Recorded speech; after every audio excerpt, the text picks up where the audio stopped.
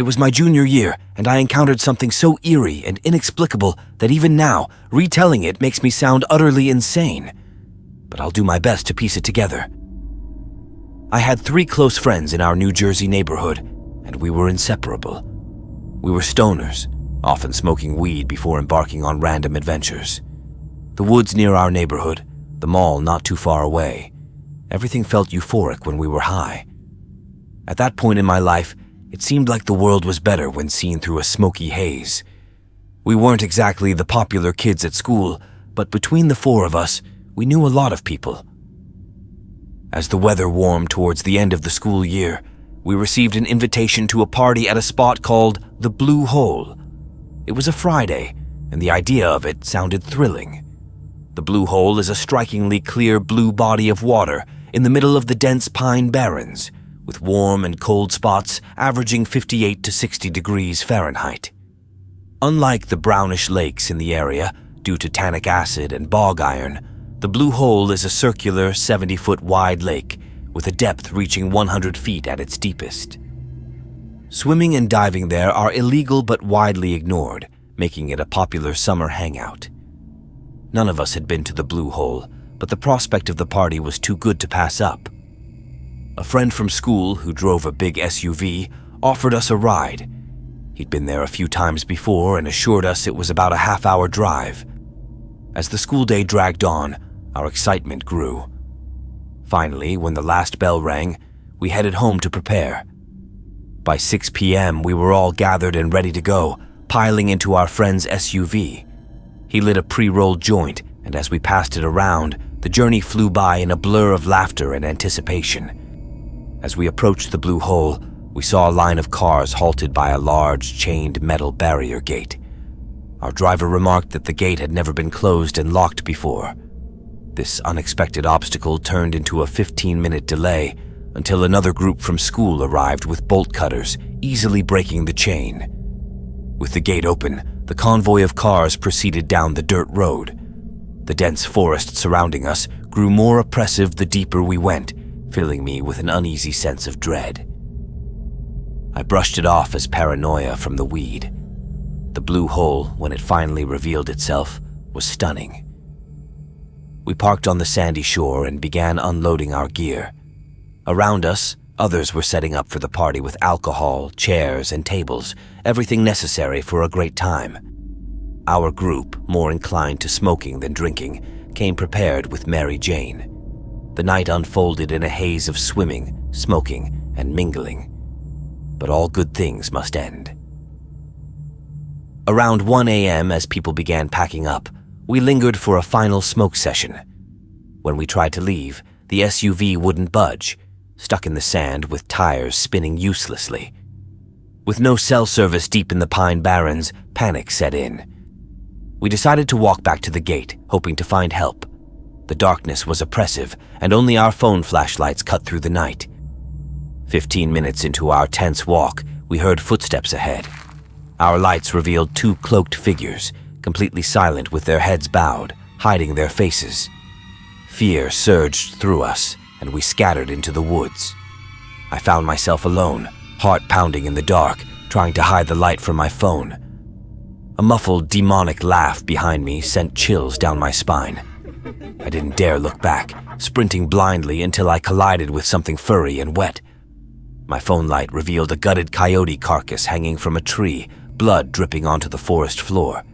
Surrounding me were more animal carcasses, some with heads beaten in, others skinned, deer primarily. Horrified, I saw one of the cloaked figures watching from behind a tree, just yards away. I bolted in the opposite direction, constantly glancing back. I stumbled upon a dark, unlit cabin and, desperate, approached the front door. A whisper called my name, one of my friends hiding behind a thick tree.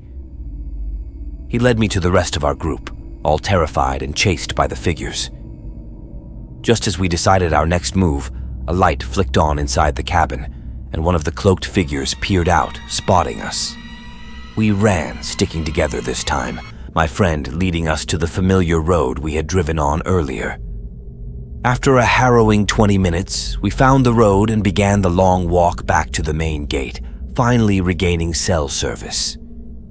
I called my father, explaining everything. Furious, he still came to pick us up, berating us the entire ride home. We knew how dangerous it had been and felt the weight of our near disaster. My friend returned the next day with his brother to retrieve his SUV, using a winch to free it from the sand. Even in daylight, he felt an unsettling sense of being watched. None of us ever returned to the Pine Barrens or the Blue Hole again, and we never will.